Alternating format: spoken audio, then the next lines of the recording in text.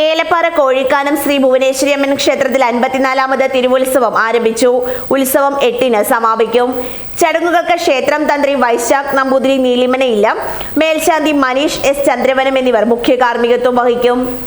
ആദ്യ ദിനമായ ചൊവ്വാഴ്ച പതിവ് ക്ഷേത്രം ചടങ്ങുകൾക്ക് പുറമെ മുളപ്പയർ ഘോഷയാത്ര നടത്തി. രണ്ടാം ദിനമായ ബുധനാഴ്ച പതിവ് ക്ഷേത്രം ചടങ്ങുകൾക്ക് ശേഷം രാവിലെ 9:30-ന് കോഴിക്കാനം 2ാം ഡിവിഷൻ ആൽത്തറയിൽ നിന്ന് മഹാശോഭയാത്ര ആരംഭിക്കും.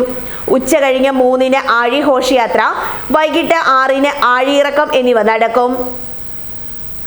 സമാപന ദിവസമായ വ്യാഴാഴ്ച പതിവ് ക്ഷേത്രം ചടങ്ങുകൾക്ക് പുറമെ 9-ന് പൊങ്കാല, 11-ന് കലശപൂജ, പാൽക്കുടം, മഹാകലശാഭിഷേകം, വൈകിട്ട് 3-ന് കാപ്പഴിക്കൽ, മുളപ്പയർ നിമഞ്ജനം, രാത്രി 9-ന് വടക്കമ്പുറത്ത് വലിയ ഗുരുതി എന്നിവ നടക്കും.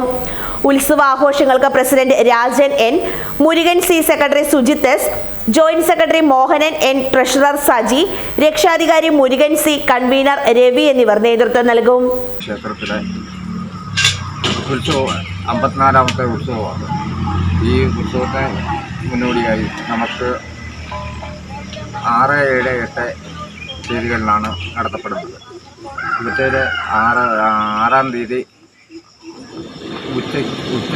പൂജയോടുകൂടി അന്നദാനവും, 7-ാം തീയതി ആഴിയിറക്കും, മുളപ്പുഴ ഘോഷയാത്രയും ഉള്ളത്.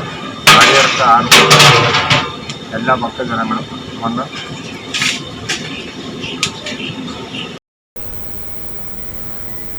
News bureau, Elappara.